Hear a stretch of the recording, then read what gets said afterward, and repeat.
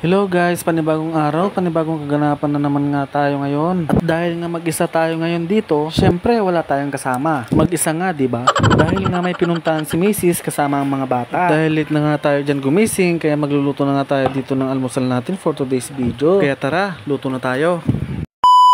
Hello, what's up kakabsat na nakaurura? For today's video nga ay magluluto nga tayo dito ng almusal natin. Kaya pumunta na nga ako ng tindahan at bumili ako ng tuyo at saka itlog at pati na rin yelo. At nilagay ko nga muna yung pitchel sa yelo. Ay nilagay yung pitchel sa tubig. Ano ba yan gar? Ang gulo mo. Ay nilagay yung yelo sa pitchel. Yun pala yun. At pagkatapos nga ay binitak ko na rin yung mangkok sa itlog. Ay binitak yung kutsara sa mangkok. Ay binitak ko na pala yung itlog at nilagay ko sa mangkok. Pagkatapos ay nilagyan ko nga ng asin na galing sa Pacific Ocean. At minekos-mekos ko nga lang ito. At pagkatapos nga niyan ay sinindi ko na yung kalan sa apoy. Ay sinindi pala yung apoy ng kalan. At papainitin nga natin tong ulo ko ay yung kawali. Tsaka naman natin lalagyan ng kawali yung mantika. Ay lalagyan ng mantika yung kawali. At kapag mainit na nga yung kawali sa mantika, ay mainit na yung mantika sa kawali, ay pwede na natin ilagay yung kawali sa itlog. Ay pwede na natin ilagay yung mantika sa itlog. Uy gar, ayusin mo naman. Napakagulo mo eh. Ay sorry naman. Okay, eto na. Pwede na pala natin ilagay yung itlog sa may mainit na mantika sa kawali. Ayun, nadali din. Dinahandahan ko na nga lang dyan para hindi na magkamali. Kaya pagkatapos nga dyan, aantayin lang natin maluto yung kawali. Ay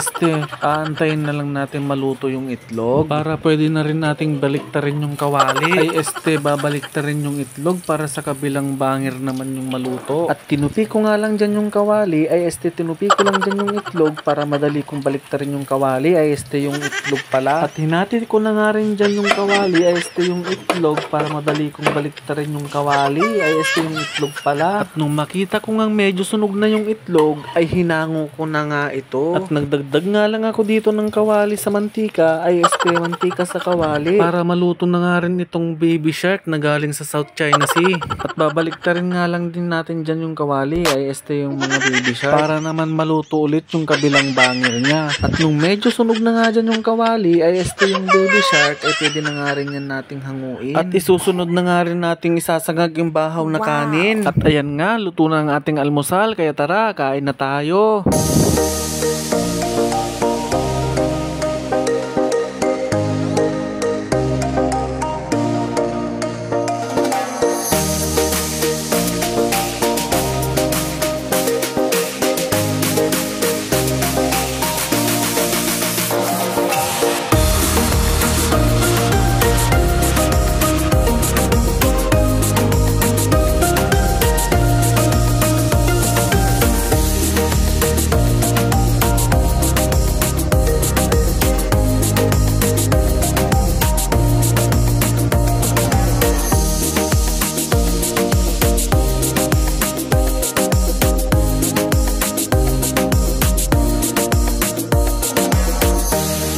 At hanggang dito na nga lang at dito ko na nga lang din tatapusin ang mga kaganapan for today's video. Kaya salamat po sa inyong panonood.